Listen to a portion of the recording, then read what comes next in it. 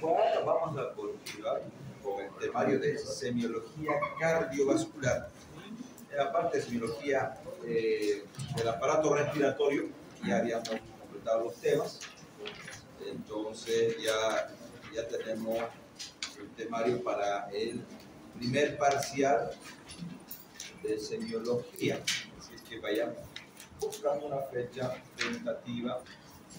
Todavía no hay para la parte teórica. ¿Tenemos fecha tentativa? No. Bueno, yo creo que va a ser en julio. No vamos a ver. ¿Cuándo es el receso? Un receso, me parece, 12 antes seguramente, o a mediados de julio. Seguramente que va a ser a mediados de julio. Vamos a ver, no sabemos. ¿Entendido? Bueno, entonces vamos a ver lo que es la semiología cardiovascular. Adelante, veamos. Batería.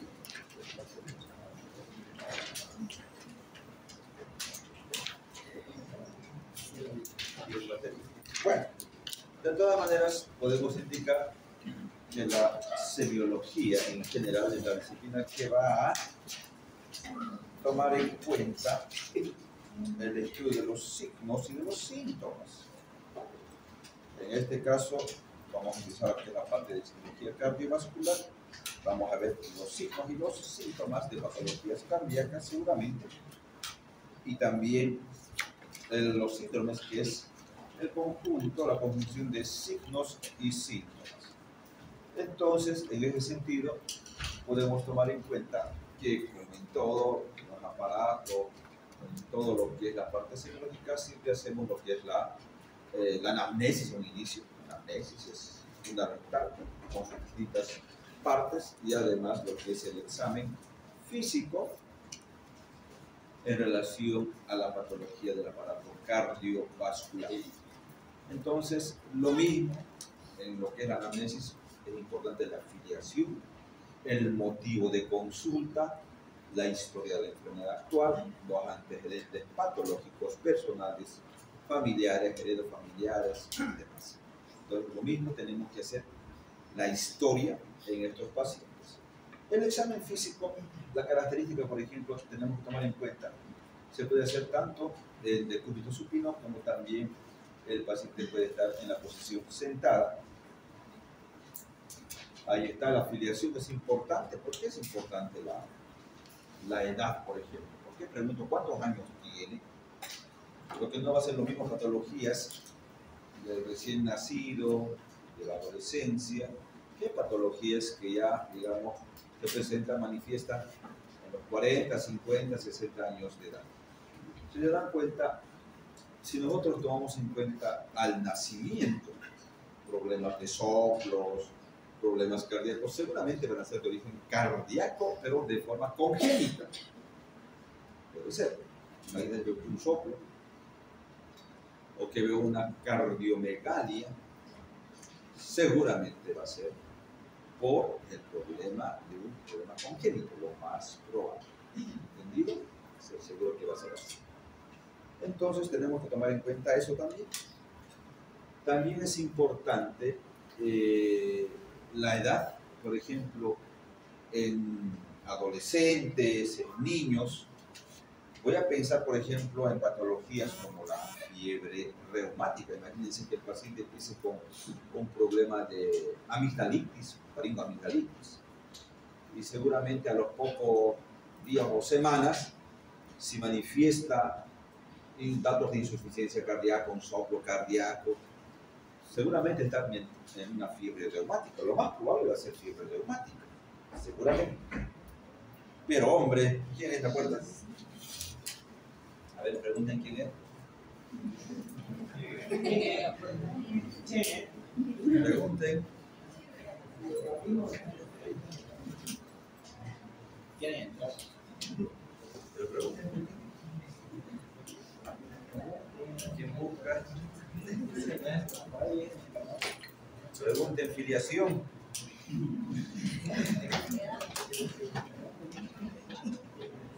¿Preguntaron o no? A ver, pregunte quién es.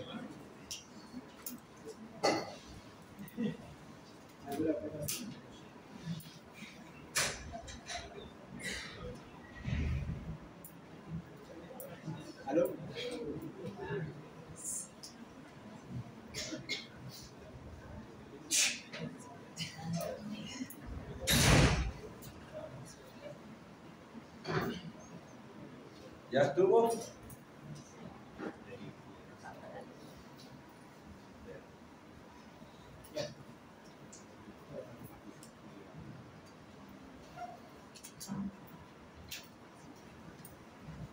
Bueno, continuaremos.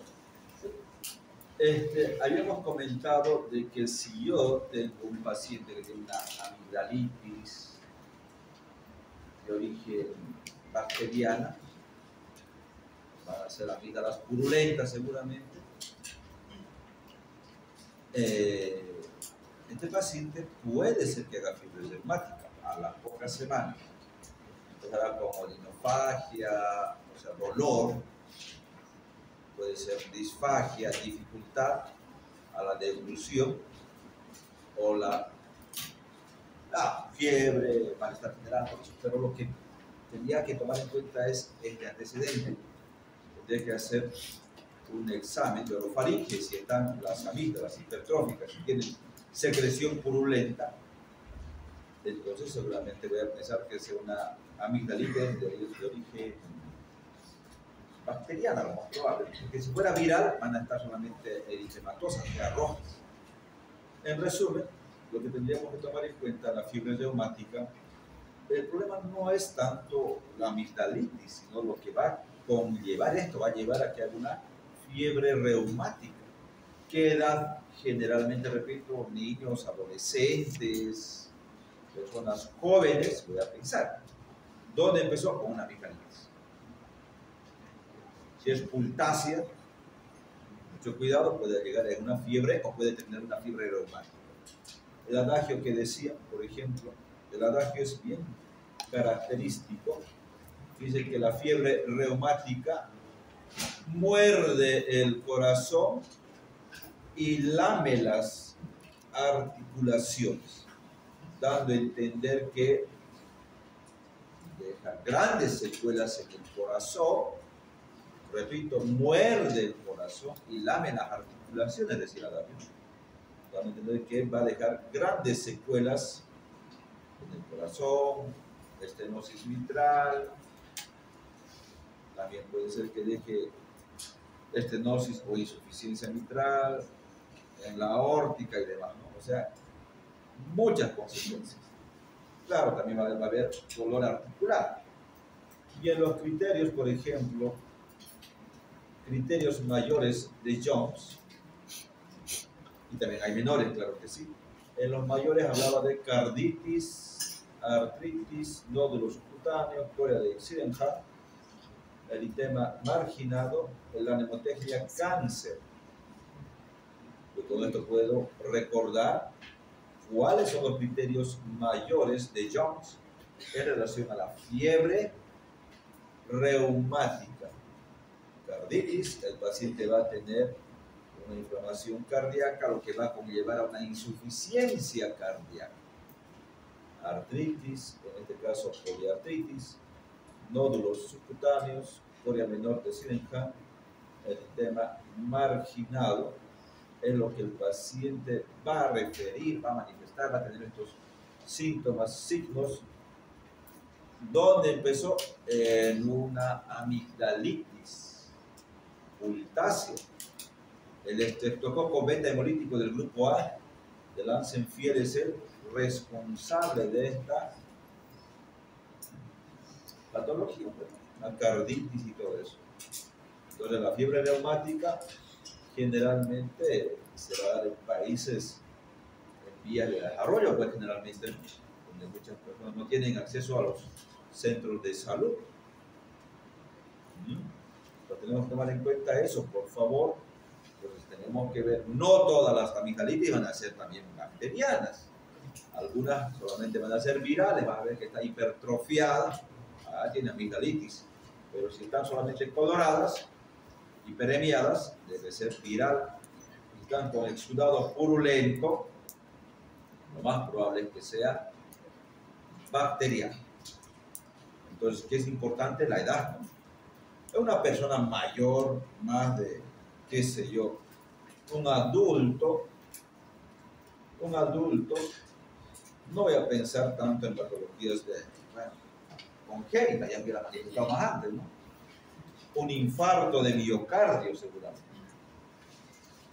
La arteriosclerosis que puede llevar al infarto de miocardio. El paciente nos dirá seguramente algunos datos muy importantes. Recordar que tiene que tener factores de riesgo. No es que voy a pensar en infarto, digamos, a un peladito de 15, 20 años. No es lo ideal, pero se puede dar ciertas excepciones. Pero lo usual es que, por ejemplo, un adulto tenga comorbilidad, o sea, factores de riesgo además, ¿no? Sea un diabético para infarto de miocardio, diabético, hipertenso. Ahí hemos comentado también que puede ser un paciente tabaquista, paciente súper estresado, mayor de 45 años. O sea, todo eso tiene mucho que ver en los factores de riesgo. Si me dice, doctor, acá es un compañero de 15 años, doctor, me duele acá, no creo que sea infarto. Pero que tal si un paciente de 50 años, me duele, diabético, hipertenso, tabaquista, súper estresado, tendré que pensar en infarto. Recordar que el dolor va a ser irradiado al hombro, hasta la parte cubital, hasta puede llegar por la parte cubital hasta el dedo meñique, el dolor. Y además tiene otros tipos de reacciones, tipo reacciones vasovagales, síntomas vasovagales, náuseas, vómitos, palidez, sensación de muerte inminente. O sea, tiene muchos otros signos y síntomas, pero por el dolor precordial ya tenemos que tomar en cuenta, no será un infarto, más aún tiene factores de riesgo. Si fuera algo osteoarticular, pues por el movimiento, me duele cuando me muevo, pero si no, no creo. Además, el paciente va a tener seguramente dolor intenso que no va a ceder, acompañado de disney seguramente, y también puede ser hipotensión.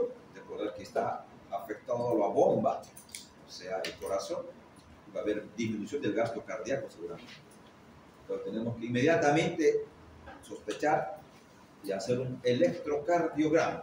Tendría que hacer un electrocardiograma, pues, para ver si es que está o no con una alteración en lo que son las ondas. Onda Q, tendré que buscar de infarto, supradesnivel del segmento ST o infradesnivel del segmento ST, o tal vez las ondas de invertidas. Tendré que buscar en el electrocardiograma.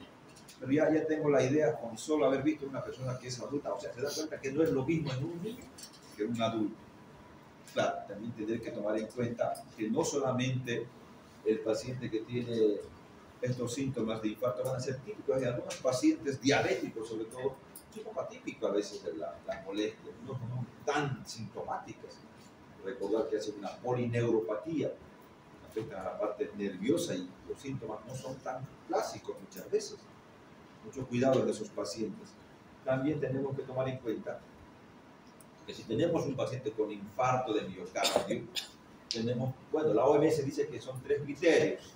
Clínica para el diagnóstico, o sea, dolor precordial, factores de riesgo, dolor irradiado al hombro, opresivo, y todo eso, ¿no? Signos y síntomas vasovagales. 2, electrocardiograma. Vale decir que en el electrocardiograma voy a encontrar ondas Q, infra supradesnivel, y la onda T invertida. Tendré que tomar en cuenta. Y la tercera es el criterio laboratorial con las troponinas. La T y la I pueden ser positivas, o la CPK fracción neural, MB, perdón, la creatinfosfoquinasa, fracción MB, recuerden. Si sale positiva clínica más electro, ya tengo diagnóstico. O clínica más laboratorios, también tengo el diagnóstico. Se va a decir, necesito de los 3 criterios 2 para llegar al diagnóstico. Y si tengo ya el diagnóstico, tengo que actuar inmediatamente, porque ese paciente si no puede llegar a fallecer. En los diabéticos no es tanta la clínica tan florida, pero también tenemos que tomar en cuenta, en algún tipo de infarto de cara inferior, el dolor no es tanto precordial, sino puede ser en epigastrio el dolor. Y uno puede pensar, me duele mi gastritis, mi úlcera gástrica, puede pensar, tener mucho cuidado cuando es infarto de cara inferior. Entonces tenemos que buscar. Y la arteriosclerosis también es importante tomar en cuenta en pacientes que tienen, bueno, buena edad, toda persona que ya es más mayor, ancianito, todo eso, mucho cuidado con la arteriosclerosis. Tenemos que tomar en cuenta también las dislipemias.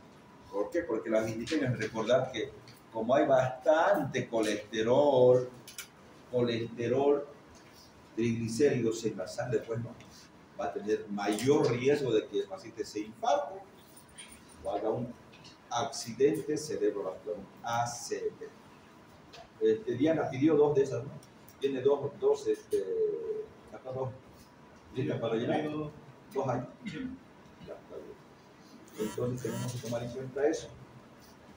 Recordar que también estos pacientes que tienen arteriosclerosis son pacientes que tienen dislipemia, se llaman, triglicéridos elevados, colesterol elevado, riesgo de infarto, riesgo de accidentes cerebrovasculares y demás. La dislipemia es la que va a llevar a eso. En relación, el sexo masculino tiene mayor tendencia a hacer este tipo de problemas cardiovasculares en relación a la mujer.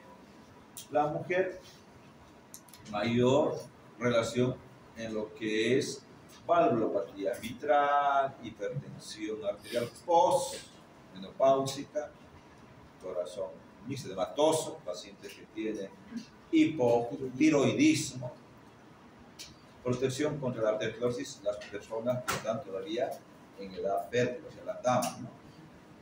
En cambio, en el hombre, mayor riesgo de lo que son los infartos de miocardio, sobre todo.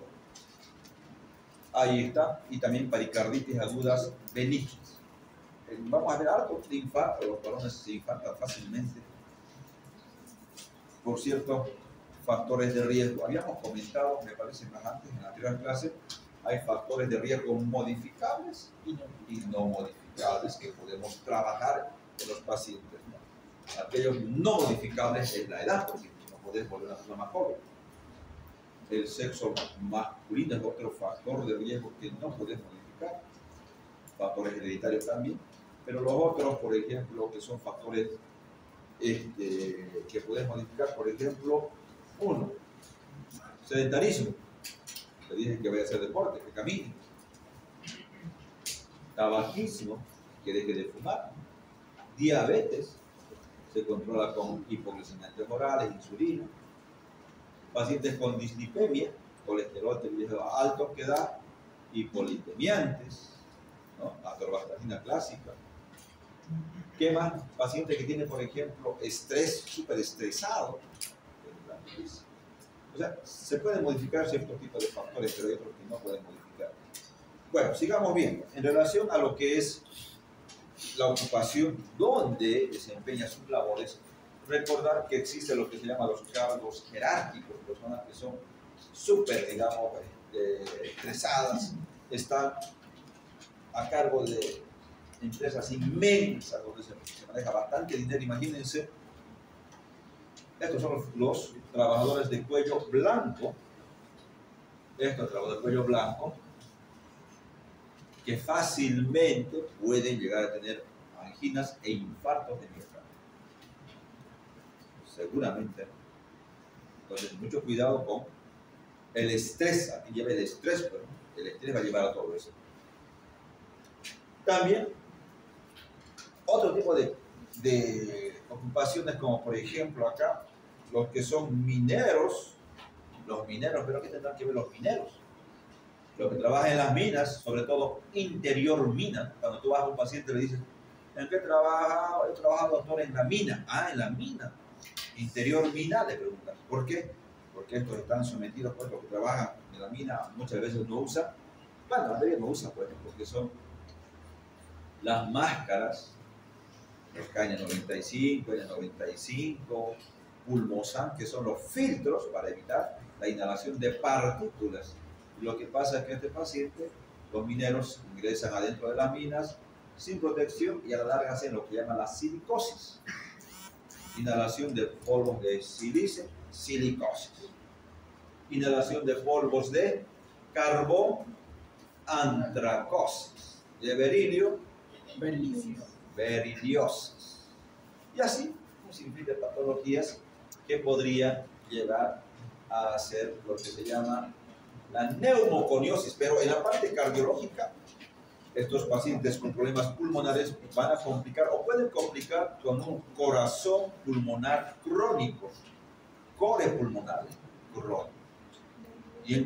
¿Y qué pasa con esto? Pues, ¿dónde estaba el problema? El problema pulmonar que luego desencadenó un problema cardíaco, ya sea una insuficiencia cardíaca del lado derecho. En conclusión, pacientes con problemas pulmonares crónicos pueden terminar en una insuficiencia cardíaca derecha que se llama corazón pulmonar crónico. Claro, pues puede ser global, claro que sí, pero todo paciente, toda patología pulmonar crónica puede llevar a esto.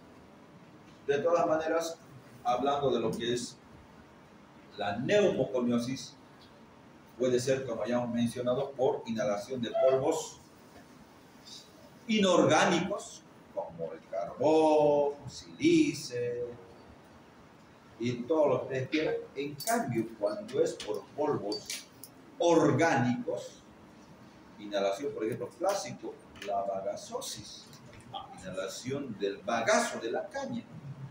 Ahí por el norte, recordar que hay bastante caña, en las moliendas, y uno inhala, en cuestión de años puede producir la bagazosis, o pulmón de granjero, bueno, tantas cosas que puede dar. Lugar de residencia tampoco no es lo mismo que uno viva, por ejemplo, en el altiplano, en los llanos. En el altiplano, por ejemplo, tendencia a la hipertensión pulmonar. Recordar que en la altura existe menos presión alveolar de oxígeno que puede llevar a la hipoxemia de forma crónica. Estos pacientes en la altura, ¿qué hacen? Para compensar la hipoxemia, hacen poliglobulia, ¿sí?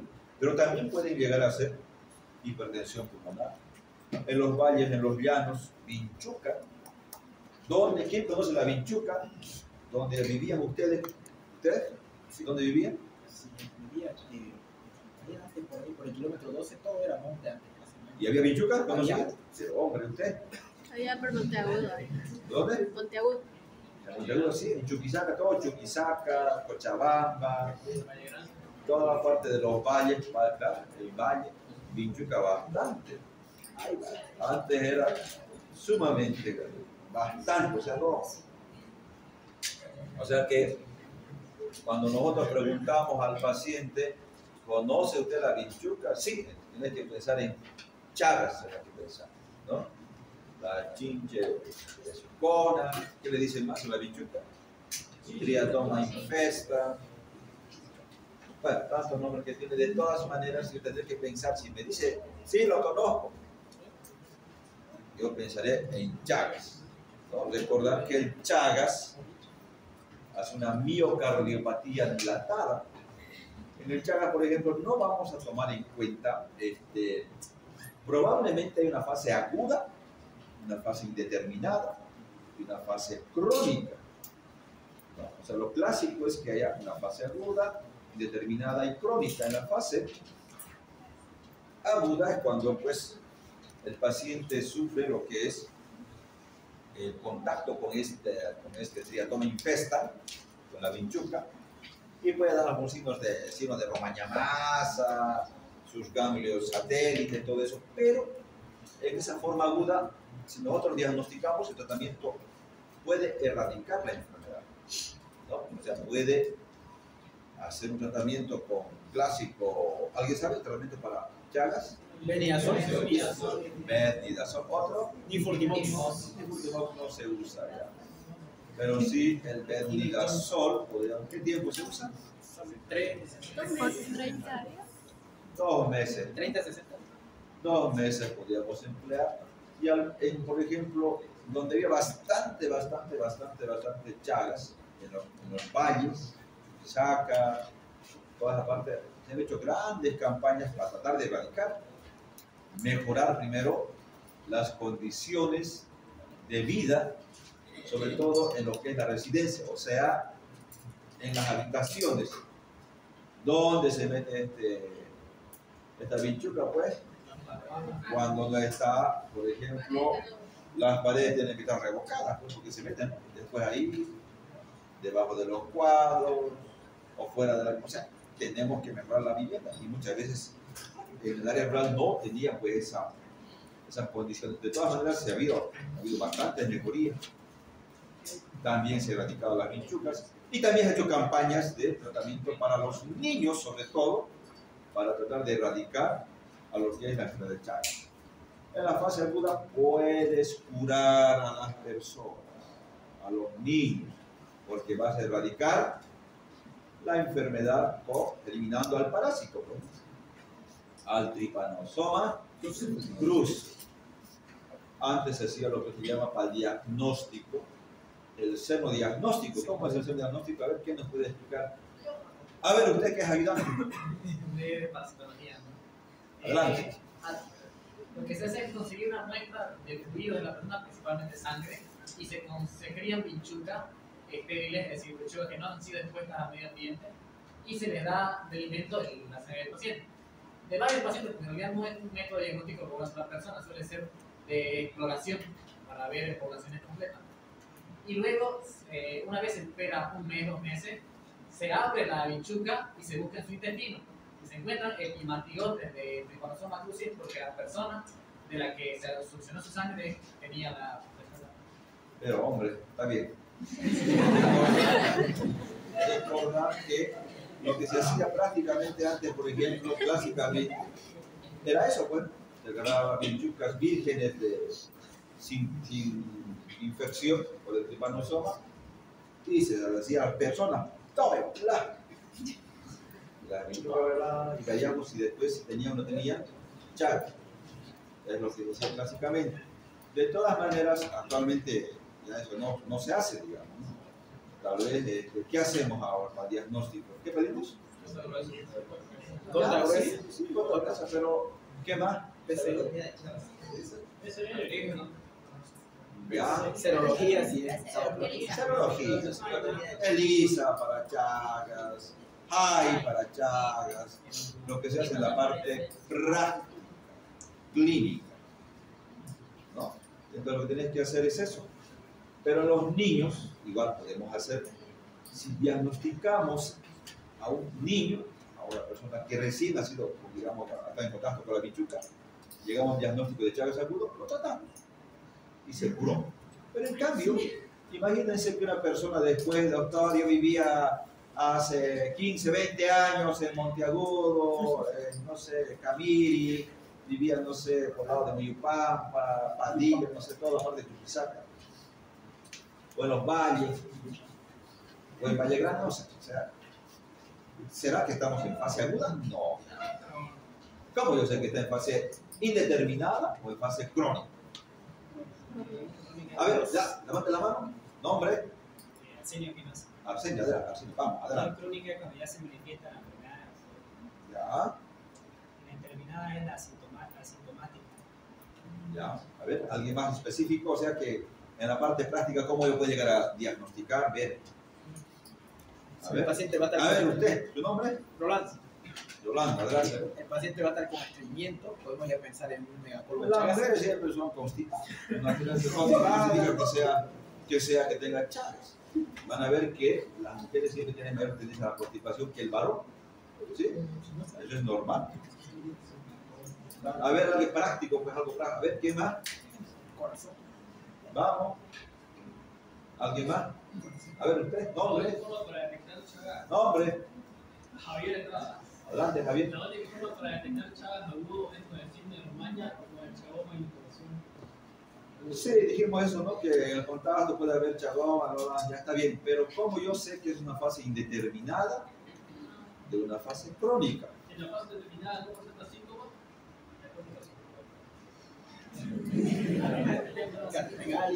Te recuerdo que al subir hasta el quinto piso casi saco mi lengua, pero no es posible que tengo Chagas.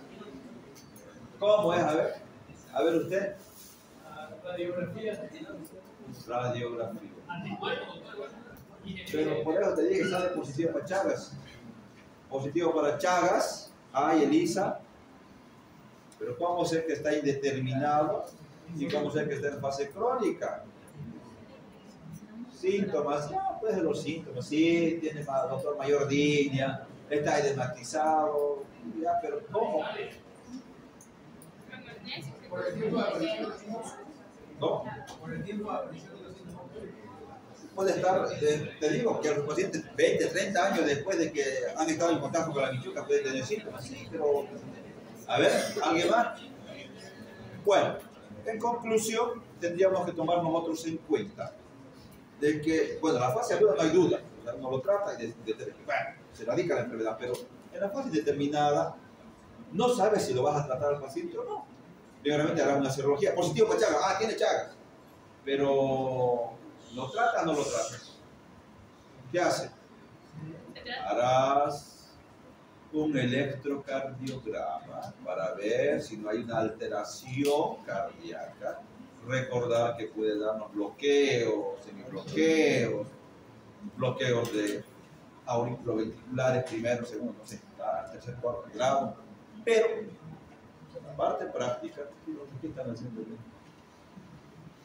¿Están chateando ustedes? ¿Qué están haciendo?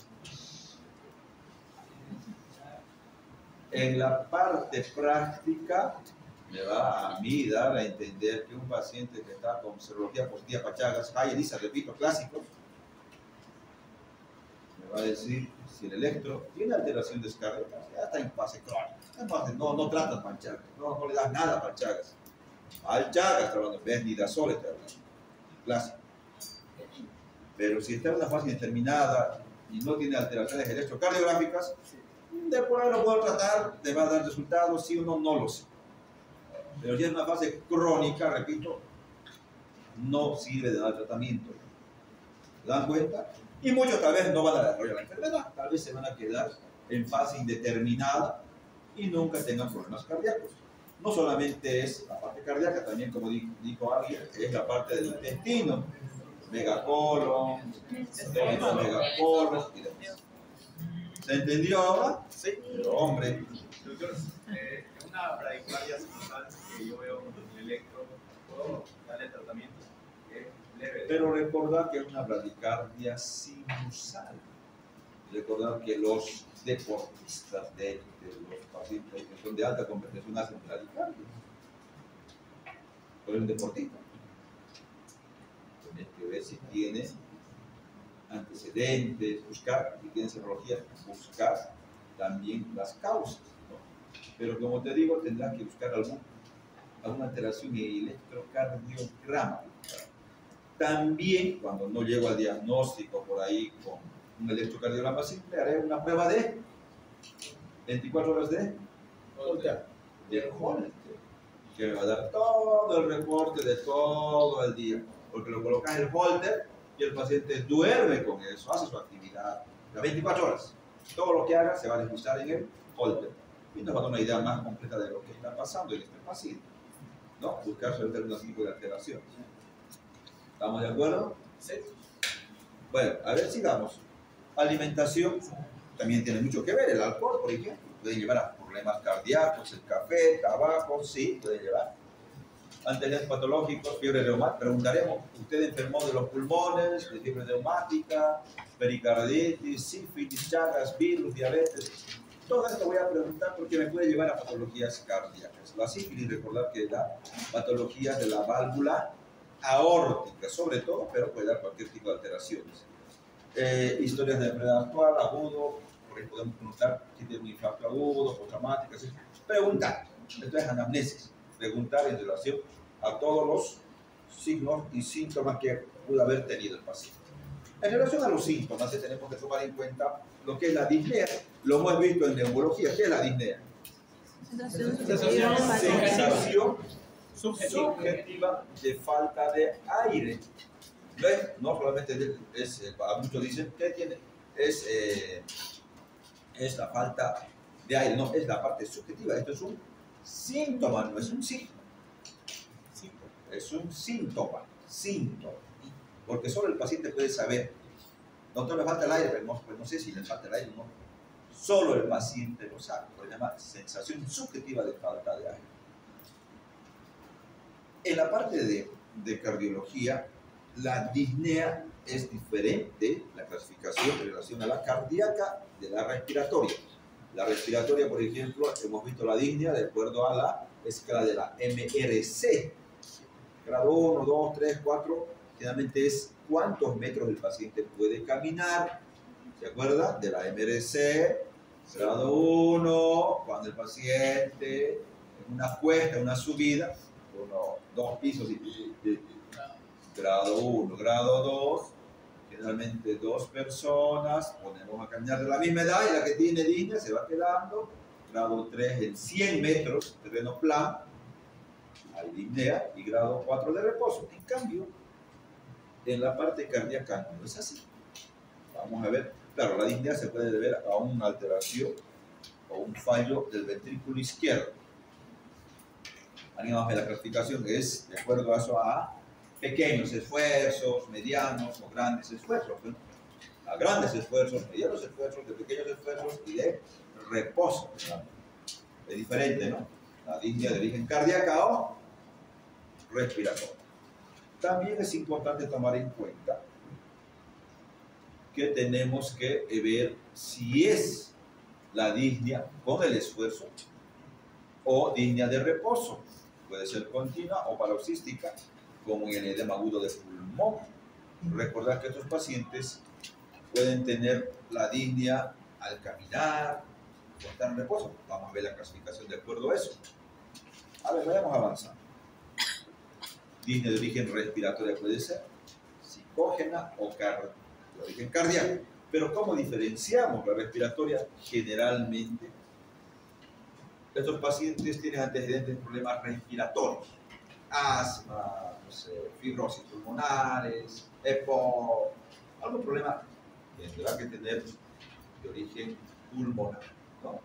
Además de tos con expectoración, puede ser progresiva, pero que generalmente yo puedo ocultar sibilancia, será, y toleran mejor el decúbito. Tú lo recuestas al paciente, no están tan disneicos cuando los recuestas. O sea, toleran estar en decúbito súbito. En cambio, el de origen cardíaco, tú lo recuestas y el paciente se sienta porque tiene ortopnea. No tolera estar recostado por la gran congestión que tiene. Además, la irrigación yugular, edema en miembros inferiores, la disnea de origen cardíaco. La respiratoria no hay edema, no hay irrigación yugular, va a tener sibilancia, tos con expectoración seguramente. En cambio, la de origen psicógena aparece frente a diferentes esfuerzos, ¿sí? Sean leves, moderados, los esfuerzos, igual tiene disnea, no es progresiva. En cambio, las otras sí puede ir progresando lentamente. No cumple con las consignas de a mayor ejercicio, mayor disnea. O sea, haga más ejercicio, menos ejercicio, igual se sienten con disnea. Ortopnea, recordar, es la disnea que se manifiesta en decúbito. Tienen que hacer esto un video, a lo que me acuerdo. Si lo recostás al paciente, lo que tienen que simular es que sentado está nomás, aparentemente sin gran disnea, lo recuesta y empieza a hacer disnea y tiene que sentarse. Entonces la ortopnea es la disnea en decúbito, ¿no? Y estos pacientes hacen muchas veces hasta el signo de la almohada. Miren, ahí se puede ver el paciente. Le preguntaba al paciente, ¿usted duerme con almohada, sin almohada, con cabecera, sin cabecera? Doctor, duermo siempre con 2 o 3 cabeceras, con 2 o 3 almohadas, porque si no, me falta el aire. Ah, este paciente debe ser cardíaco, ya te das cuenta, porque está refiriendo que duerme con bastantes almohadas, ¿no? Signo de la almohada, ahí se puede ver justamente. Disnea paroxística nocturna, los pacientes cardíacos de igual forma, cuando están durmiendo en la noche bien felices, de repente se paran y pueden correr hasta la ventana y abrir las ventanas, teniendo en cuenta de que este paciente tiene disnea. Pacientes cardiópatas pueden hacerlo. ¿Pero y por qué? Recordar que el paciente puede tener edemas en miembros inferiores. Cuando se recuesta, duerme, estos edemas se pueden redistribuir y por ende aumenta lo que es todo lo que es la bulimia y puede darnos este tipo de insuficiencia cardíaca. Recordar que la disnea paroxística nocturna también es un criterio mayor de lo que es la insuficiencia cardíaca en los criterios de Framingham, por ejemplo. Entonces, la disnea paroxística nocturna, pregunta, ¿usted alguna vez se levantó de noche que le faltaba el aire? Sí, doctor, varias veces. No puedo, estoy durmiendo y de repente me tengo que sentar o correr a la ventana porque me falta el aire. Haciendo entonces disnea paroxística nocturna el paciente. Esto habíamos visto en relación, igual en la parte respiratoria. Igual tienen que hacer el video, la tipnea. ¿Ya están tomando el video todo? Ya hicimos ¿Ya están haciendo? la coja haciendo. Vamos a revisar. Platifnea, cuando vayamos al hospital les voy a contar todo esto, no se olviden. Platifnea es la disnea, pero cuando el paciente se incorpora, se pone de pie, recostado o sentado, está nomás sin disnea, pero cuando se para, por un problema del diafragma, se para y tiene disnea y tiene que recostarse. Trepofnia, disnea de cúbito lateral. Y la ortodesoxia es la disminución de la presión de oxígeno al incorporarse de más de 10 milímetros de mercurio. Entonces, desaturado. Ahí está. Respiratoria, tanto cardíaca en relación a la disnea. En la cardíaca generalmente no tolera el decúbito, tú lo recostás y no tolera. La respiratoria tolera mejor el decúbito, o sea, puede estar recostado más tiempo. El cardíaco no. Cardíaca con disnea grado 4, generalmente, con disnea grado 4 grado AMPA. Edema generalizado en la cardíaca, sí. En cambio, en la respiratoria no tiene edemas. Ingurgitación yugular en la cardíaca y no ingurgitación yugular en la de origen respiratorio. En la cardíaca, antecedentes de problemas cardíacos, chagas, de fiebre reumática en la infancia. Respiratoria, seguramente, doctor, recuerdo que tengo problemas de asma, de niño, de peladito, o de EPOC, por 40, 50 años para adelante, EPOC y demás. Tenemos que buscar los antecedentes también, ¿no? Ahí está interrogación frente a pacientes con disnea. ¿En qué momento aparecen los síntomas? ¿Frente a qué situación le aparece? Al caminar, al estar sentado, recostado. ¿Desde cuándo? ¿Qué? ¿Cómo? ¿Cuándo? ¿Dónde? ¿Qué fenómenos acompañan? Sibilancias, dolor, palpitaciones. La evolución en relación con esfuerzo o en reposo. Tendremos que preguntar todo eso. La clasificación funcional de la New York. Clase 1 se puede dar con actividad física acostumbrada, no provoca síntomas, fatiga, palpitaciones, disnea. Ambos. Clase 2, la actividad física acostumbrada provoca síntomas. Clase 3, actividad física menor que a la acostumbrada provoca síntomas. Y la de 4, de reposo. O sea, en relación a grandes esfuerzos, medianos esfuerzos, pequeños esfuerzos y de reposo. De acuerdo a esta clasificación, podemos decir el paciente cardíaco es a pequeños, medianos o grandes esfuerzos. El dolor torácico, recordar que siempre en todo dolor hacemos lo que se llama Atiliev, ¿de acuerdo? Sí. Atiliev. Aparición, localización, intensidad, todo eso. Atiliev. ¿Cuál es la patología presente en un dolor torácico? ¿Qué podría pensar? ¿Qué patología es? Si es un dolor precordial, lo primero que pensaré es un infarto de miocardio, una angina de pecho, con factores de riesgo, pero si no, pueden ser muchas otras causas. No todo va a ser infarto, pero tendré que descartar esto, que puede ser algo grave y el paciente puede fallecer si es que no toma en cuenta eso. La irradiación es importante y el paciente puede tener esta clásica mano que llamado engarra, ¿no? Puede tomarse el precordial, la región precordial. Entonces tenemos que buscar las características. Puede ser leve, moderada, grave, la intensidad, localización, retroexternable en un 70% generalmente. ¿Dónde va? La propagación al hombro izquierdo, espalda, cuello, región del maxilar inferior y demás, ¿no? Opresivo, constrictivo. No puede el paciente respirar, se agarra duración de 2 a 5 minutos, mayor de 30 minutos tenemos que tomar en cuenta. Puede ser que tenga una angina, sí, podemos tomar en cuenta, concomitantes, dijimos eructos, náuseas, vómitos, de reposo, sigue, el paciente puede ceder o no con lo que son los betabloqueantes, lo que se llaman los nitritos y demás. Ahí está clásico, mano en garra, ahí se puede ver dónde se irradia, por la parte del hombro hasta la parte cubital, ahí está el paciente, tumbado. Y los factores de riesgo, como dijimos, aquí hay modificables y no modificables.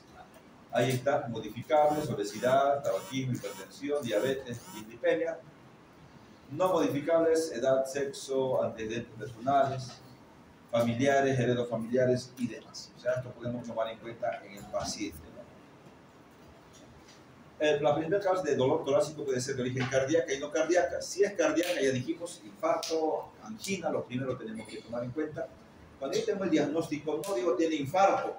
Cuando yo tengo dolor, recordar electrocardiograma patológico y la troponina más o la CPKNB, síndrome mejor coronario, por lo tanto. Síndrome coronario, que engloba todo esto, porque todavía puede ser que no está haciendo un infarto. Recordar, cuando haya necrosis del tejido, vamos a hablar en un infarto. Síndrome coronario agudo, mejor lo tratamos así. Cardíacas no isquémicas también pueden darte dolor, no solamente los infartos, también puede ser una pericarditis, un taponamiento cardíaco puede llevar, valvulopatías, patologías aórticas, podrían darnos dolor, sí que sea un infarto. Ojo. No cardíacas, miren, reflujo gastroesofágico, espasmo esofágico, úlceras gástricas. Otras que también hay que tomar en cuenta: tromboembolia pulmonar, neumotórax, dolor muscular esquelético, crisis de pánico, crisis de angustia. También podría ser un síndrome de TIR-C. Recordar, un TIR-C es una osteocondritis que se da justamente en pacientes que no me duele, y tú lo ves y era una osteocondritis de TIR-C. Podría ser TIR-C. Neurosis cardíaca psicógena tenemos que tomar en cuenta: dolor izquierdo con contracciones diafragmáticas, bloqueo respiratorio, palpitaciones. La frenocardia tenemos que tomarlo en cuenta también. Causas de dolor, en este caso con enfermedad de las arterias coronarias, todas estas: aterosclerosis, nacimiento anómalo de lo que es la arteria pulmonar, displasia, arteritis, dirección, obstrucción del ostium, embolias, vitrales. Podemos tomar en cuenta ausencia de enfermedad arterial, síndrome de angina, cardiopatías congénitas, hipertensión, taquicardia, estenosis. Todo esto podría llevarnos a lo que es el dolor, ¿no? O sea, tendríamos que tener en cuenta lo que es el dolor isquémico cardíaco. Podría llevarnos todo eso. Para que den cuenta, son varias, ¿no? También miren variedades de lo que son las patologías que van a dar dolor isquémico cardíaco. Se puede ver según su forma de presentación: angina de pecho de esfuerzo, de decúbito, de reposo. Variante puede ser una de esas, paradójica. Y según el número de duración o intensidad, angina estable o inestable, ¿no? En sus diferentes variedades, de reciente comienzo, progresiva, aguda, posinfarto. O también puede ser infarto de miocardio con onda Q o sin onda Q de necrosis. Son varias las clasificaciones que tienen, pero como síndrome yo tendría que llegar al diagnóstico, por ejemplo, el diagnóstico de lo que es un síndrome coronario agudo. ¿Cómo lo hago? Dolor precordial, factores de riesgo, clínica característica, electrocardiograma. Si tengo sospecha de que este paciente es un infarto, no está claro en el electrocardiograma, inmediatamente troponinas y además la fracción MB del CPK por ejemplo. Bueno, vamos a quedar acá, vamos a tomar lista. La lista, por favor, no se olviden. La lista.